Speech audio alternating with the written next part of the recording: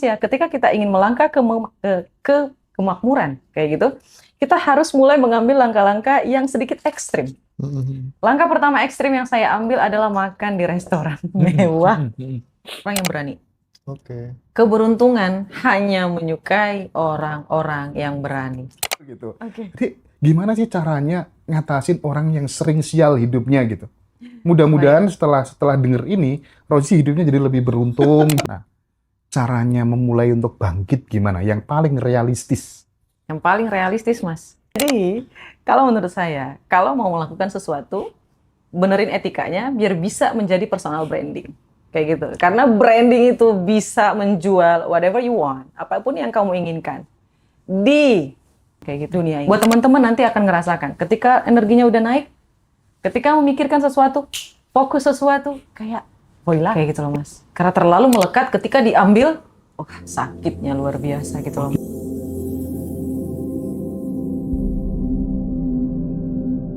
Lebih produktif gitu ya. Iya.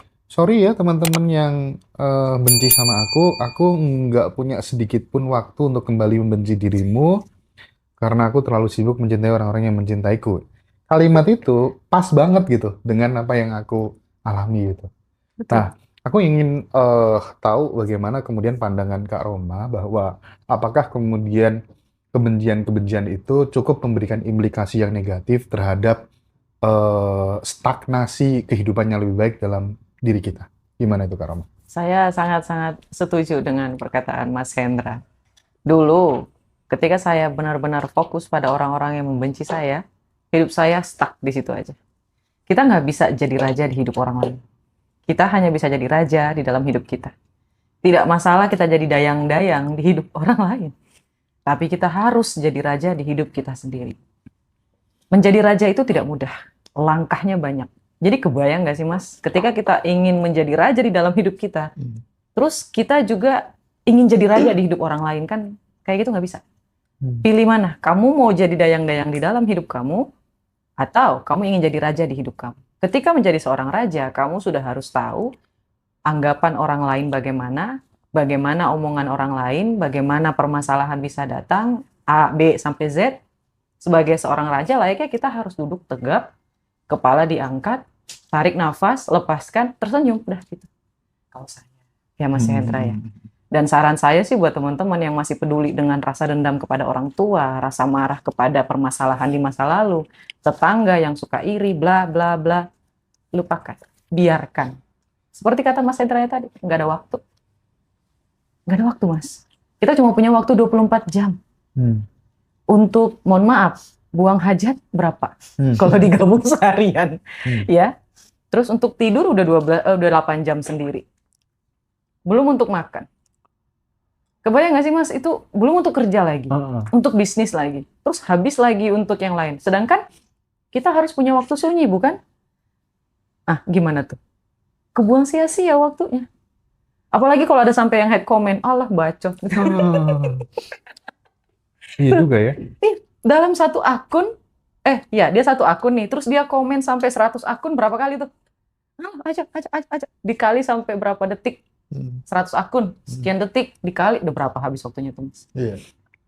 Sayang banget kalau Iya, tapi menarik ya, soal haters itu menarik banget sih. Artinya, kalau aku ya, di titik ini tuh, nggak pernah naruh itu di pikiranku sih.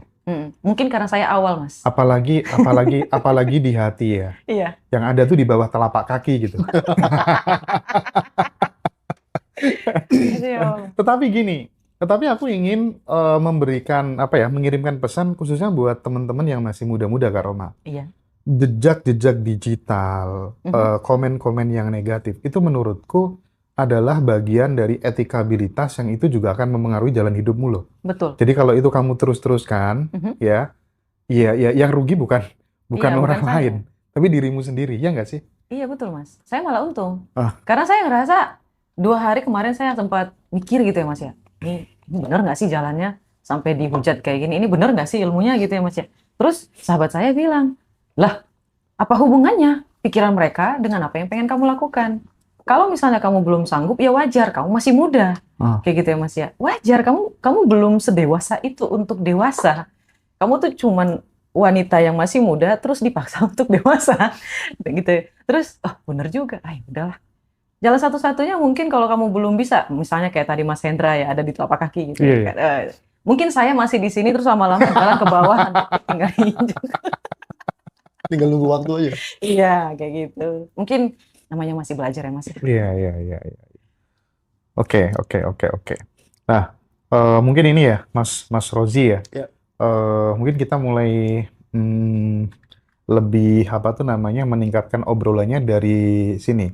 Kadang Mas Rozi, kalau kita mau butuh naik level gitu, Iya, benar. ya, menaikkan level kemakmuran, misalnya kayak tadinya dulu misalnya pesen kamar tuh ya rate-nya ya 700.000, 800.000, 1 juta gitu udah mahal banget gitu ya. Nah, kayak gitu Kak Roma itu kan butuh yang namanya nyali ya kalau misalnya kita mau naik level gitu. Tidak hanya soal kamar hotel, apapun itu gitu. Sarannya Kak Roma gimana sih supaya kemudian kita itu nggak stagnan gitu dalam proses pencapaian kemakmuran tuh nggak stagnan gitu. Oh, I see. Iya. Ini Ya. penting banget dan ini aplikatif sih sebenarnya. Gimana tuh Kak Roma? Saya setuju sih Mas. Jadi dulu kan memang saya sangat-sangat menghitung uang gitu ya Mas ya. Makan sampai 10.000 per hari gitu. Itu kan ada levelnya. Terus setelah saya bekerja saya naikin jadi 20.000. Terus saya ngerasa kok makin miskin. Iya. Saya udah punya gaji kok kayak gini aja. Terus saya naikin lagi jadi 30.000. Saya bingung kok makin nggak ada lagi. Di mana nih salahnya nih? Ternyata ketika saya ulik lagi ya Mas ya. Pertama, ketika saya pengen sesuatu, saya tahan. Nah, orang-orang tuh pada komen, Kak Roma kok sekarang udah ganti kacamata. Nah, kemarin ini saya dapat inspirasi Mas. Terus sahabat saya bilang, Roma, mohon maaf, itu kacamata udah rusak. Kan dari depan nggak rusak ya Mas ya. Tapi dari belakang itu sebenarnya udah sedikit rusak gitu ya Mas ya. Terus sahabat saya bilang, kamu ngajarin keberlimpahan, tapi kok pelit banget. Terus saya mikir lagi Mas ya, makanya teman-teman semuanya kita tuh butuh belajar. Siapapun itu, bahkan ketika kita sudah naik ke atas, kita juga masih tetap bisa belajar. Nah, dari itu saya sadar Mas, oh berarti ada yang masih perlu saya pelajari. Nah, saya mulai nih Mas, bener kata Mas ya, ketika kita ingin melangkah ke kemakmuran, kayak gitu, kita harus mulai mengambil langkah-langkah yang sedikit ekstrim. Langkah pertama ekstrim yang saya ambil adalah makan di restoran mewah. Yang mungkin bagi teman-teman di sana, di luaran sana itu murah. Tapi bagi saya itu lumayan mahal. Dari yang harga 30.000 makan, saya sama sahabat saya itu spending hampir 2 juta. Bukan hampir, memang 2 juta. Hanya untuk makan berdua aja. Nah, ketika saya ada di environment itu, Mas Hendra, saya ngerasa kayak, ada ya tempat kayak gini. Oh, terus saya mikir lagi. Waktu saya diri, ngelihat pemandangan city light, terus saya menggumam di dalam hati saya, Mas ya.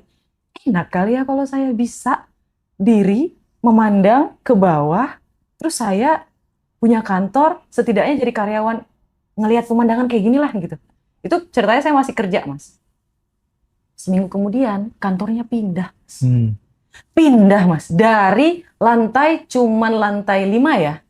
Terus langsung ke lantai 29. Benar-benar city light.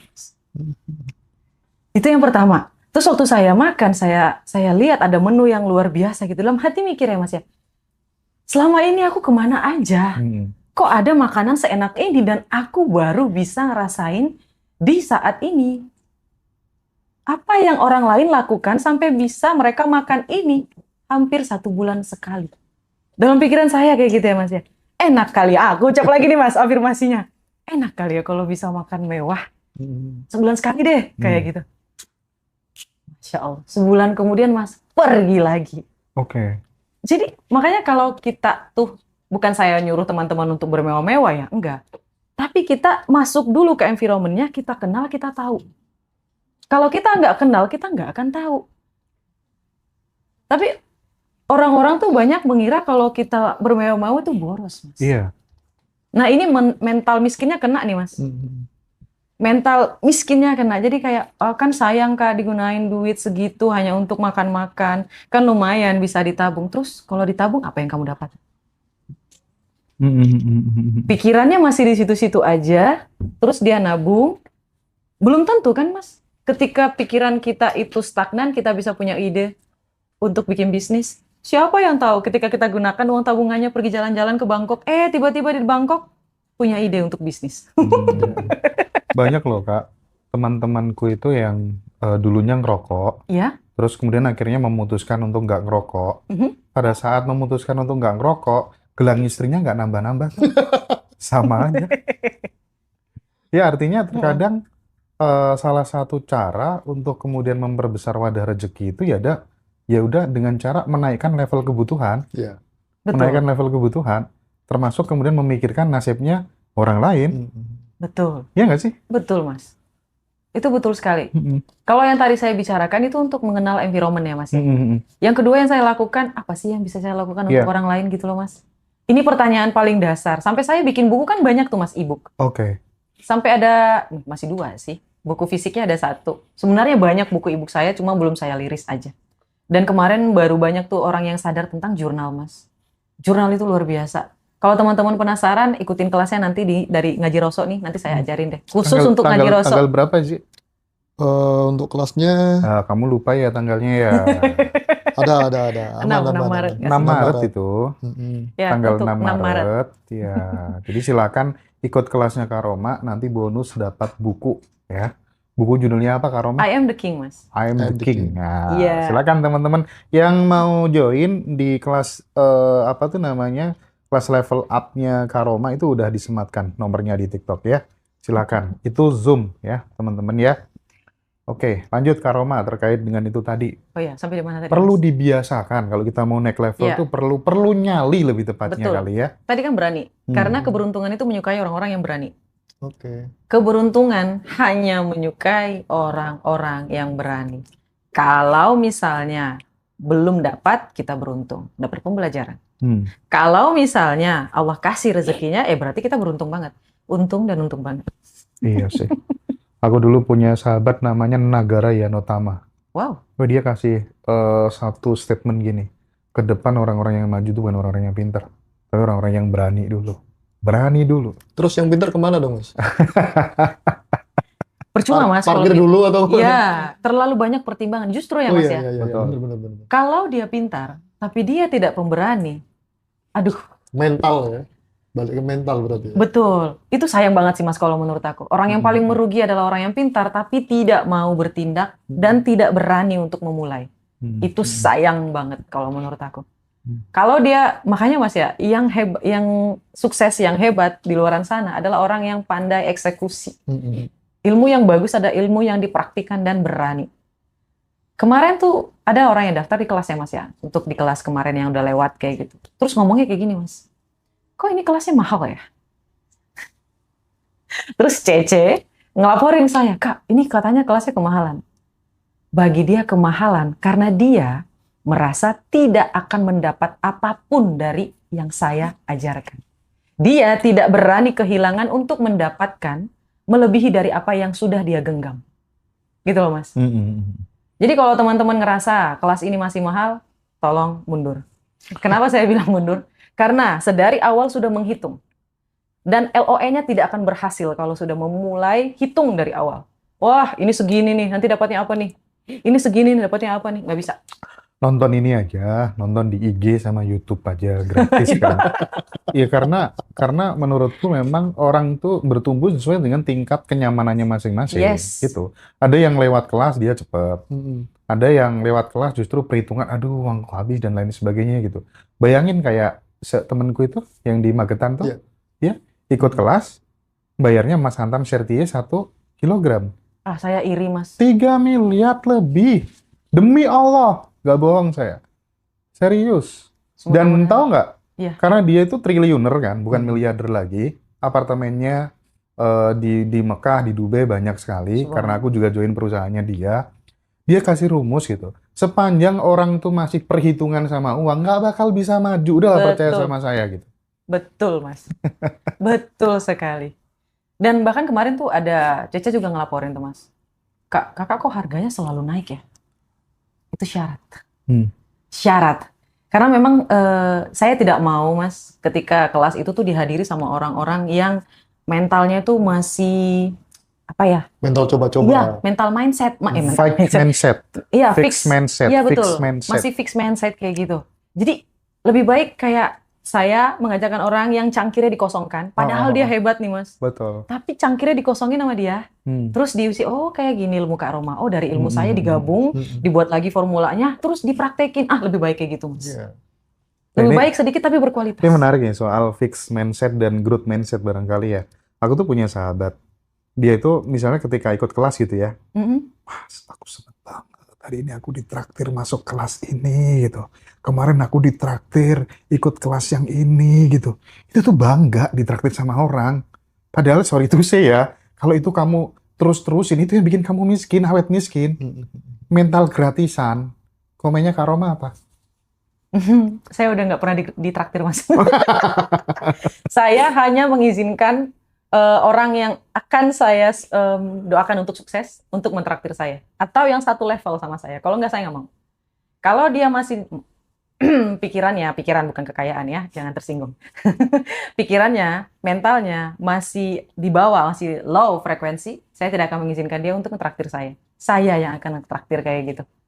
Itu betul sih, Mas. Dan itu diomongin sama mentor saya. Never, ever. Jangan pernah biarkan orang lain mentraktir kamu. Jangan. Kalau nggak bisa bayar di situ, bayar di kemudian hari. Oke. Kayak gitu, Mas. Mbak Ina jangan traktir saya lagi ya. Kalau dia bawain oleh-oleh sih kalau Mbak Ina. Nggak apa-apa ya. Nggak bosen-bosen deh Bang. Iya, nggak bosen-bosen nih orang gitu ya.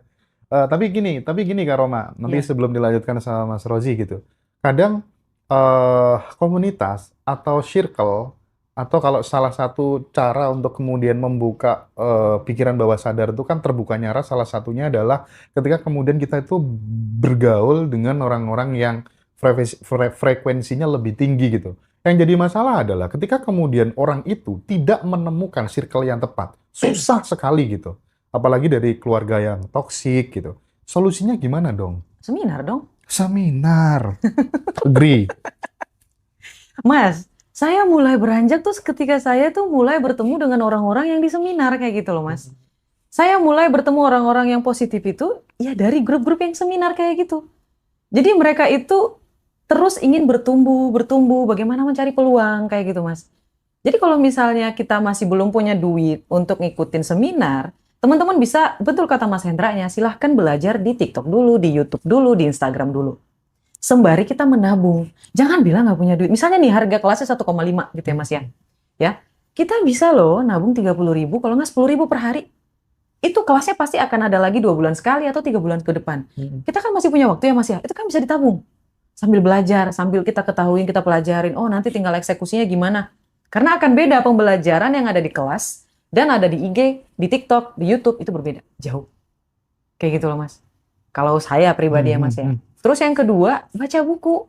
Jangan malas baca buku, please. Jangan malas baca buku. Baca. Iqra. Kan dia. Dalam agama kita juga disuruh untuk baca. Baca. Meskipun cuman 1 halaman per hari. Ya, 1 halaman per hari nggak masalah. Buat yang muda-muda, tolong Gen Z. Sesama Gen Z kita harus baca buku lebih rajin. Ini konten ditujukan untuk Gen Z ya. Oh bukan, ini juga Bukan. milenial, Mas. Maksudnya baca bukunya, Mas. Iya. Tapi aku pengen teman-teman yang Gen Z khususnya nonton sih obrolanku dengan Kak Roma ini supaya kemudian gimana sih cara memulainya dari nol. Karena Kak Roma udah ngasih contoh kan. Iya, Mas. Bagaimana penderitaan hidupnya dan lain sebagainya gitu kan. Tapi ngomong-ngomong soal Iqra tadi ya, kalau Mas Rozi itu Yasin nih. Yasinnya orang Madura gimana Mas Rozi? Al-Quranil Hakim. Ya Allah. Yasin gitu ya.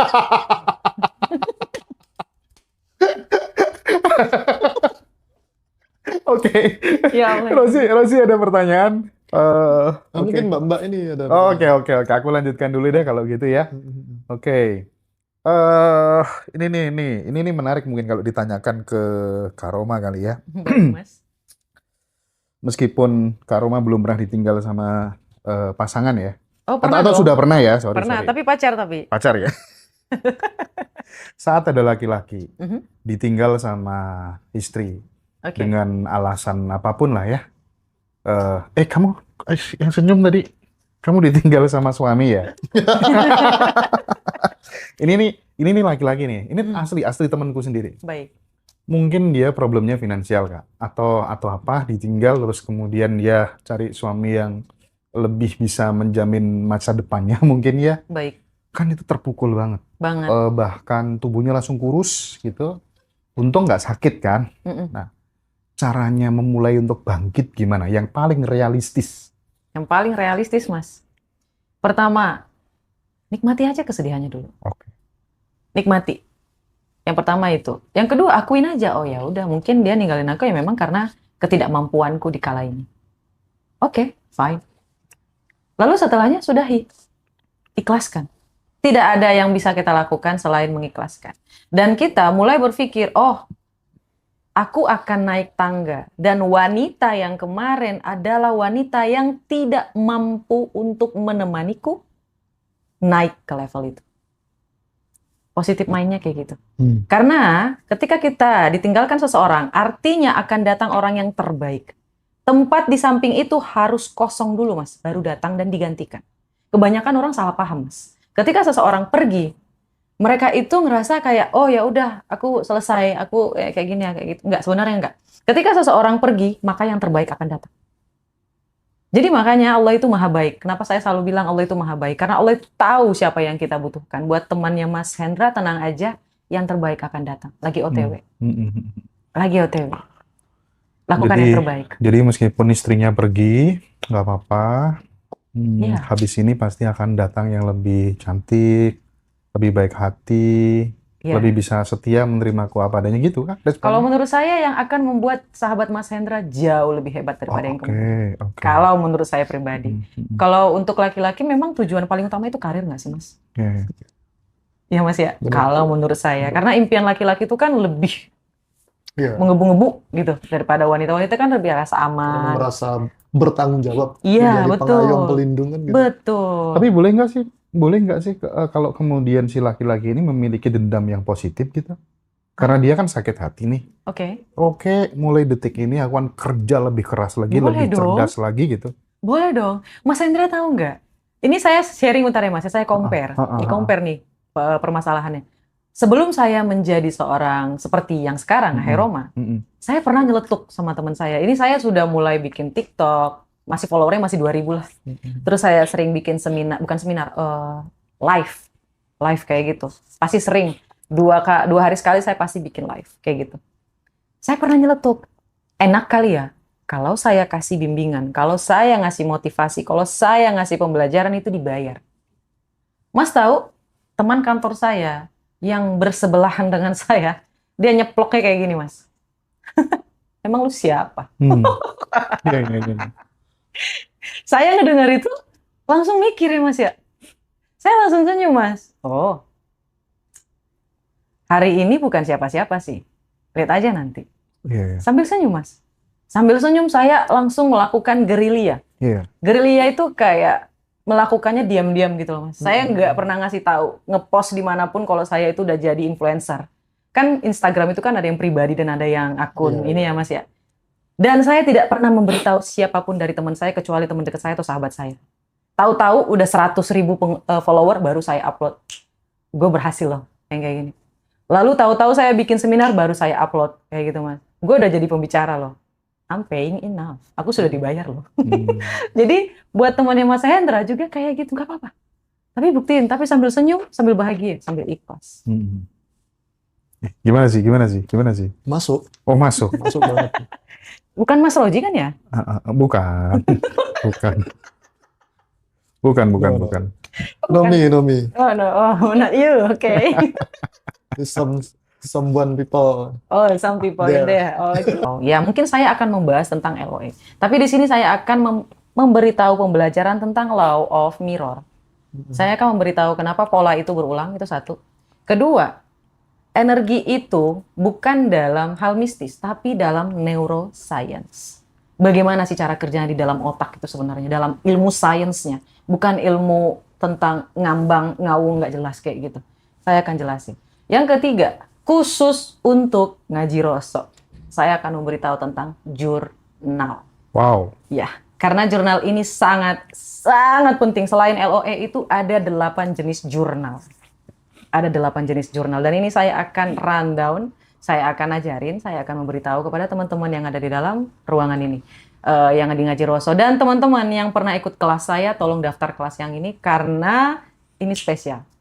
Karena saya menjual jurnalnya, ya, saya menjual jurnalnya, tapi saya belum pernah sama sekali, Mas Roji, ngasih tahu secara fluent kayak gitu.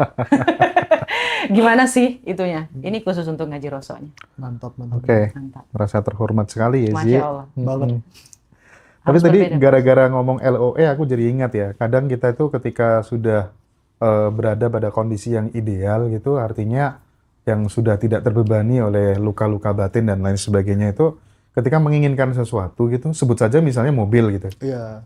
itu nggak tahu kenapa ya sih ya, aku pengen nambah mobil yang ini gitu, tiba-tiba di tol gitu disalip, atau kalau gitu kita nyalip, atau pas parkir sebelahnya gitu, dan itu sering bolak-balik gitu. Atau pas buka HP muncul iklannya.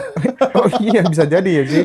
Tapi bener, real case-nya banyak kayak gitu, tapi ya nggak terjadi ke banyak orang juga sih Iya, gitu. Tapi aku kemudian kira-kira kenapa ya?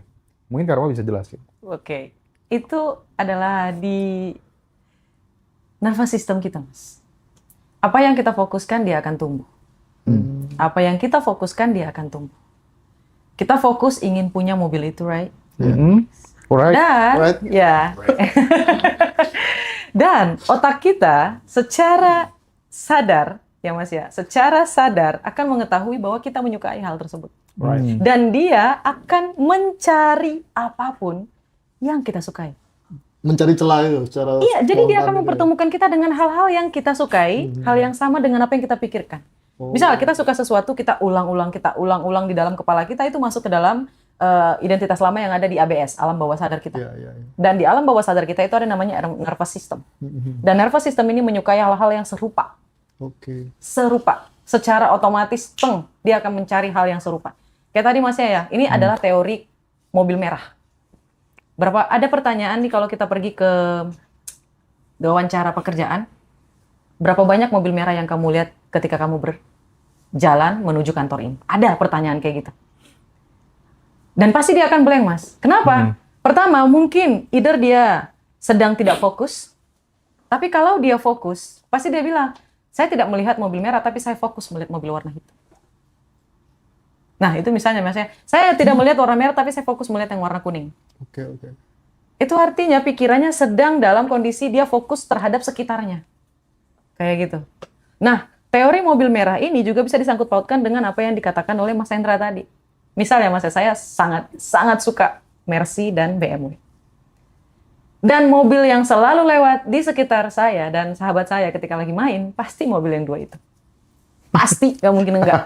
Nggak tahu kenapa. Tiba-tiba aja ada logonya gitu. Tiba-tiba ada lagi lewat lagi. Samping, kiri, kanan. Tapi itu nggak akan terjadi kalau dirimu tinggal di Tuban. Nggak akan terjadi kalau dirimu tinggal di Tuban. Mohon maaf, Mas, saya tidak suka daerahnya. Ya, makanya karena di sana jarang mobil Mercy dan BMW. Paling satu hari lewatnya. Tapi saya di kota saya lewat loh, Mas. Oh gitu. Kota saya kan jauh banget ya, Mas ya. Sibolga loh. Iya, iya, iya. Ujung banget. Deket Aceh. Deket Padang, Medan. 12 jam dari Aceh, 12 jam dari Medan, 12 jam dari Padang. Ada loh, Mas, yang naik Oke. BMW. Dan saya kaget, kok bisa ini BMW ngikutin kemana-mana. Why? Iya, iya, Dan iya. saya setuju sama Masnya bilang kayak gitu. Buat teman-teman nanti akan ngerasakan. Ketika energinya udah naik, ketika memikirkan sesuatu, fokus sesuatu, kayak, voila. Kayak gitu loh, Mas. Aku pernah lihat kontenmu yang nyobain mobil BMW ya. Oh my God, itu ajaib banget, Mas, sumpah. Dan aku pun juga dulu tuh masih apa tuh namanya, kalau misalnya dilihatin sama temen tuh uang puluhan ribu dolar, ratusan ribu dolar, tuh kayak awalnya tuh kayak wah, itu kan kamu gitu. Oh, I see. Aku kayaknya masih jauh deh ke sana gitu.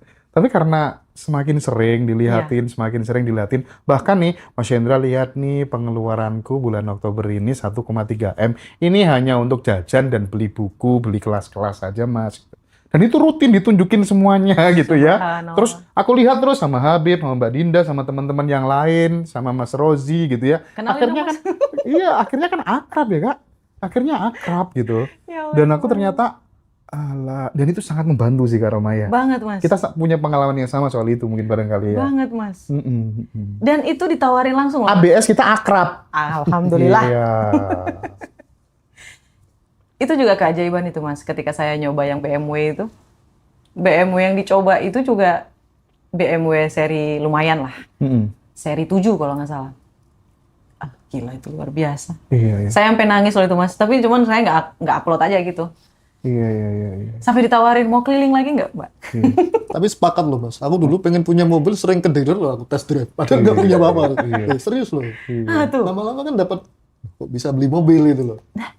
nggak paham kan Mas ya Nggak gimana paham. caranya ya Mas? Ya? Serius, motor pun kayak gitu aku sering ke dealer test drive motor. Ah, Ya, nyatanya kan bisa kebeli gitu. ah iya memang Tahu. betul. Saya setuju Mas, setuju banget Iya Mas. sih, benar. Dan aku kalau sudah kayak mulai malas kerja gitu, ya motivasiku adalah Porsche. Kita beli Porsche. Iya, gitu ya sih ya. Subhanallah. Iya, iya. Kepala gini loh. Kayaknya udah mulai malas kerja gimana sih? iya. Bukain mobilnya gitu sih. Sebagai semangat aja sih ya. Nggak melulu Civic aja. Iya. Lewat ya Civic-nya sih ya.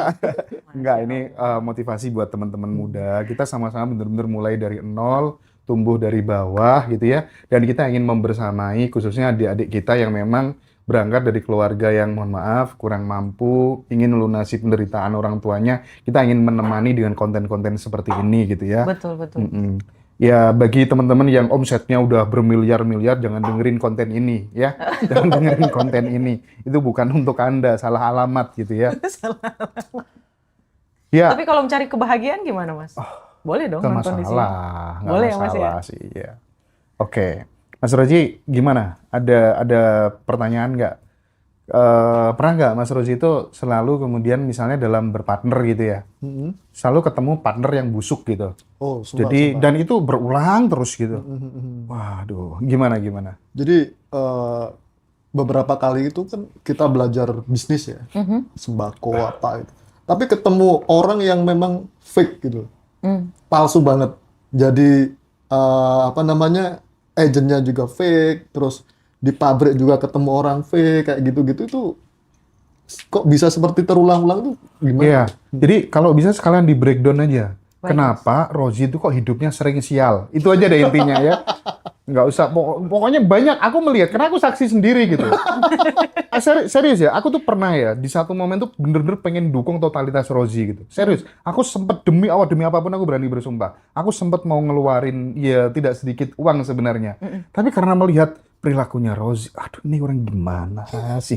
Aku mikir-mikir akhirnya. Dan ternyata prediksiku bener gitu. Oke. Jadi gimana sih caranya ngatasin orang yang sering sial hidupnya gitu? Mudah-mudahan setelah denger ini, Rozi hidupnya jadi lebih beruntung terus gitu. Mas Roji ngerasa sial kah? Bagian dari hidup aja sih. Sering nabrak. Jadi saya tafsirkan itu bagian dari perjalanan hidup aja. Tapi sekarang ya enggak sih. Nyatanya kan banyak rezeki juga Ya, sekarang inilah ya, banyak berubah lah ya. yang berubah. Tapi minimal kalau di breakdown kan ini bisa jadi pembelajaran buat sahabat-sahabat Ya, yang ya. hidupnya sial gitu. Ya. Baik, ini kita ngomongnya Mas Roji yang kemarin ya. Masa lalu. Ya. Identitas lama. Ya, betul. Right? Baik. It's okay. Ya Allah ya Robi. Terus misalnya nih Mas ya, di masa lalu Mas Roji selalu menganggap kok aku sial terus ya. Perkataan ini adalah energi. Oke. Omongan itu terulang-ulang di identitas lama kita di alam bawah sadar, right? Terus nanti dia nervous system kita akan menganggap oh ini orang suka penipuan apa?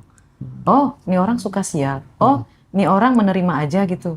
Oh, ini orang tidak ada niat untuk berubah. Oh, ini orang tidak ada niat untuk ngasih banderi. Oh, berarti dia suka ditipu. Oh, berarti dia naif. Oh, dia suka hal-hal yang bikin dia naif. Oh, dia suka nih selalu kesialan itu. Oh, nggak apa-apa. Ayo kita kasih lagi. Kayak gitu. Itu yang pertama ya, Mas. Yang kedua, Mas Rozi memang akan menjadi orang yang hebat. Itulah kenapa dipertemukan dengan orang-orang yang seperti itu dulu. Jadi mulai dikikis tuh sifat-sifat yang tidak penting untuk menjadi Rozi di masa depan. Di masa depan kayak gitu. Jadi dibuang sifat naifnya. Tak. Dibuang lagi sifat-sifat yang tidak enakannya. Tak kayak gitu. Dibuang lagi sifat-sifat yang teledornya kayak gitu. Yang tidak menghargai waktu, tidak menghargai yang dimiliki yang sekarang, itu dibuang. Dikikis jadi kayak dipahat menjadi Rozi yang baru. Kayak gitu. Itu yang kedua.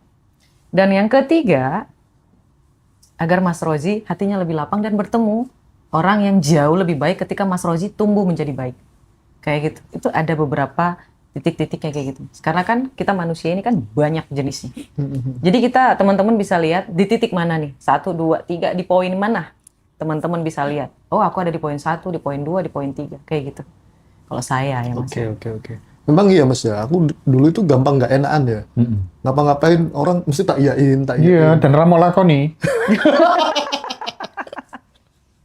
Iya, dia nggak enakan. Iya Mas. Dia orangnya gampang banget sebenarnya. Ji, tolong kerjakan ini ya. Siap. Tapi kadang teledor dia karena banyak yang diiyain. Sebenarnya nggak enak Mas, cuman nggak bisa nolak gitu loh Mas. Iya. Akhirnya iya, berjatuhan jadinya. Iya. Jatuh jadi nggak bisa. Harusnya kan udah ada di tangan. Aduh, mohon maaf ya Pak, kepenuhan di tangan saya. Mungkin di lain waktu. Berarti dari sana saya belajar. Nah kan tuh. Dari sana saya belajar. Sekarang sudah punya partner hidup, teman-teman hidup. Jadi sekarang sudah berani menolak tidak. Oke. Jadi saya tidak berani memaksakan apa yang saya tidak bisa lakukan. Dalam artian keterbatasan waktu terutama. Baik. Dan berubah ya Mas ya. Setelah Berubah. sifat itu tidak ada lagi, itu semakin berubah. Jadi karena nervous systemnya sudah mengira, oh Mas Rozi udah nggak suka nih hal-hal yang kayak gini. Ya udah dia nyari peluang jadinya. Jadi saya sekarang sudah hilang rasa takut nggak enak atau nanti dibenci temen atau apapun. Tapi saya lebih memperhatikan diri dan keluarga saya sendiri. Betul. Berarti dimulai dari berani ya Mas? Berani. Ya? Tuh teman-teman, berani. Awalnya saya nggak berani menolak itu. Takut nanti saya Nggak dijauhi, nggak enak. Iya. Bener tuh. Terus salah paham kan gitu. Betul, kan. betul. Sekarang apapun kalau memang saya sudah tidak mampu, dalam artian entah itu masalah waktu dan lain sebagainya, saya harus berani ngomong tidak. Betul Mas. Berani dulu. Dan ini saya diskusi sama istri. Gimana ya caranya? Karena ini yang minta ini keluarga misal. Bisa. Ya ngomong aja tidak. Ngomong aja nggak ada misalnya gitu. Kalau nggak ada ya nggak ada. Dulu nggak bisa seperti itu. Bahkan saya di Surabaya, Tuban itu hampir setiap minggu saya pulang. Jadi pekerjaan ini chaos akhirnya. Aduh. Ya, fokusnya hilang dong. Hilang ya, serius. Karena saya nggak bisa menolak siapapun itu. Apalagi keluarga kan gitu. Baik. Nah sekarang mungkin berapa bulan baru pulang. Iya. Kayak gitu.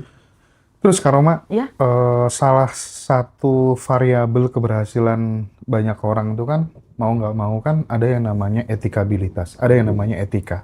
Betul. Punya skill sehebat apapun kalau kamu nggak bisa dipercaya orang, Iya. etikamu buruk ya kamu akan dibuang lah ya. Betul Mas. Nah bagaimana mentransformasikan ini, urgensi dari etika ini buat anak-anak yang masih muda gitu? Karena menurutku ini sangat penting sekali gitu. Kalau misalnya dalam pergaulan juga ada yang namanya etika. Dalam kantor juga ada yang namanya etika. Bahkan dalam bisnis pun ada yang namanya etika ya Mas ya. Tapi yang paling dasar adalah ketika kita marah tentang hidup kita, jangan buang mood kamu kepada siapapun. Simpan mood kita kepada diri kita. Karena kebanyakan Mas, orang yang menunjukkan moodnya, swing mood. Jadi kayak kalau dia mau marah ya dia marah gitu. Kalau dia lagi nggak enak, terus dia marah-marah sama orang gitu loh Mas. Ah itu etika yang paling dasar Mas. Kalau kita lagi sedih ya itu di kita aja. Jangan dilampiasin ke orang lain. Itu etika paling dasar. Meskipun kita lagi capek, kita lagi mau gimana gitu, kita nggak boleh berperilaku kasar kepada orang lain. Kita melampiaskan kesedihan kita ke orang lain. Kita melampiaskan ke orang kantor, ke orang rumah, ke pasangan, kemanapun. Itu etika yang tidak bisa dilanggar. Kalau kita sedang sedih, simpan, senyum. Itu etika. Yang kedua, ketika kita berhadapan dengan orang yang jauh lebih hebat daripada kita, just keep silent. Ya. Meskipun kita tahu apa yang dia omongin, just keep silent, just smile. Dan gak usah dibantah. Kayak gitu, Om. Kita pernah belajar sama seseorang lah ya. Terus orang itu sudah memberikan banyak hal ke kita secara transformasi knowledge gitu. Terus suatu ketika kemudian kita tahu kelakuan yang buruknya dia gitu. Nah, karena waktu itu saya benar-benar pegang etika gitu ya, meskipun aku tahu itu saya nggak pas, tapi saya nggak mencoba untuk menjelek-jelekan dia. Oh, Karena iya, itu iya, iya. guru saya dan saya belajar yang bukan itunya, yang bukan negatifnya itu. Saya ngambil positifnya aja gitu. Betul. Barangkali karena ilmu saya aja yang belum nyampe, sehingga saya nggak perlu kemudian untuk menjelek-jelekan Betul. beliau gitu. Betul, Mas. Nah, makanya dia kalau misalnya ada sesuatu hal yang nggak cocok, nggak perlu teman-teman jelek-jelekan dan lain sebagainya gitu. Karena hukum kausalitas bermain nih Kak ya. Iya. Dan yang ketiga itu, jadilah orang yang bisa dipercaya. Yang keempat, jadilah orang yang tepat janji. Yang kelima, mohon maaf, mungkin tadi saya ngelanggar, Mas. Saya agak telat karena memang lagi hujan. Saya Tapi konfirmasi kok, dan itu keren. Karena kemarin ada orang skillnya tuh luar biasa Kak. Skillnya luar biasa. Aku nggak sebut orangnya ya. Iya. Skillnya istimewa, temennya artis-artis gitu. Tapi dia sering geser kalau janjian sama orang. Oh, I see. Iya nggak, Bib? Nah, tahu kan, Habib tahu kemarin. Konsekuensi logisnya adalah, secara rezeki, sorry to say, dia masih bingung. Bahkan dia mendekatin kita gara-gara itu. Itu gara-gara ya, Bib ya. Jadi ini pelajaran buat semuanya gitu. Ya. Skillmu sehebat apapun, tapi kalau kamu kurang bisa dipercaya, Iya, betul, Mas. iya kan? Iya. Etika kan, balik Iya, lagi. itu etika dasar. Dan saya selalu mengusahakan bagaimana caranya. Lebih baik saya yang menunggu daripada saya yang ditunggu. Kayak gitu loh, Mas. Makanya dalam ilmu marketing katanya kan kalau kamu pengen sukses jualan gitu kan, satu kamu harus dikenal banyak orang, dua kamu harus disukai banyak orang, dua ini udah lumayan loh. Tiga, kamu kalau bisa dipercaya banyak orang, barangmu nggak patek bagus loh. Laku. Kamu dicari. Karena kamu udah dipercaya sama banyak orang. Itu rumus soalnya. Iya, betul, Mas. Harus tepat janji. Itu etika dasar sih. Dan itu harus dilatih ya Kak ya, mulai masih Harus. muda ya. Yang paling sulit itu adalah keep silent. Kalau yang lainnya mudah dilakukan, cuman yang paling sulit adalah keep silent. Karena terkadang kita kayak, enggak kayak gitu.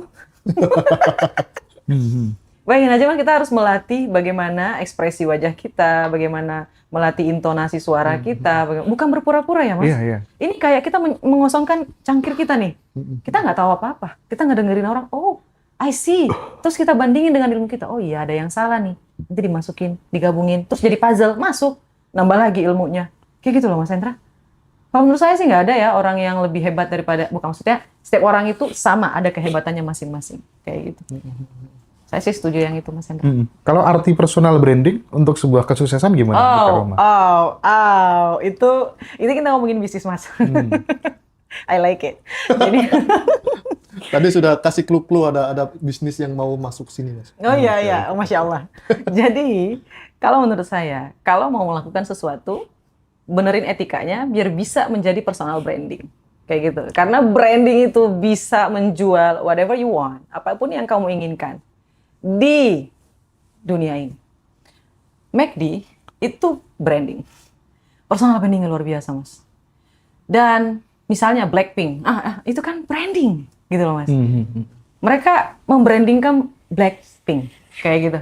Terus McDonald, KFC, dan ya yang lain-lain, misalnya kayak apa ya yang Indonesia ya. Mohon maaf, tadi saya sebutnya orang luar terus ya. Saya jadi tidak cinta Indonesia.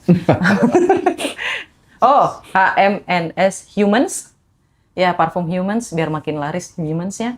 Terus Silva, dari apa lagi? Yang Indonesia punya yang parfum, lumayan. Apa? Ya udahlah, kita bukan acara kuis. Wardah. Iya, Wardah. Saya suka Wardah, Mas. Itu orang Indonesia yang punya, orang Padang. Kita harus local pride. Oke, terima kasih, Mas.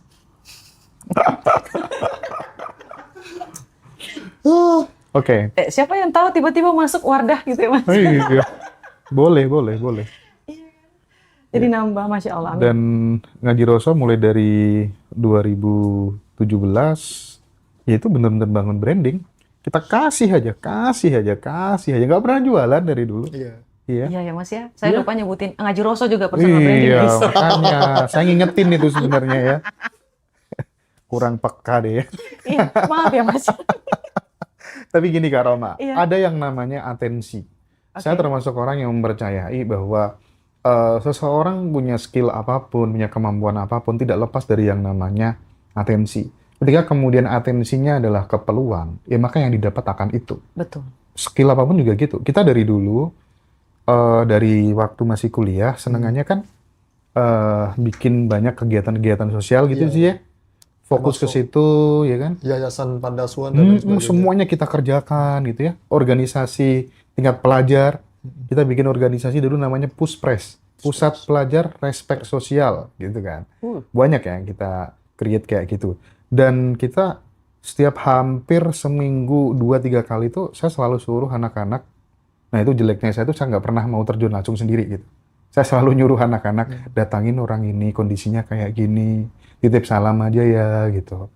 Terus ya Allah seneng sekali orangnya sampai nangis bahagia doakan gitu ya karena saking di bawah garis kemiskinan. Iya.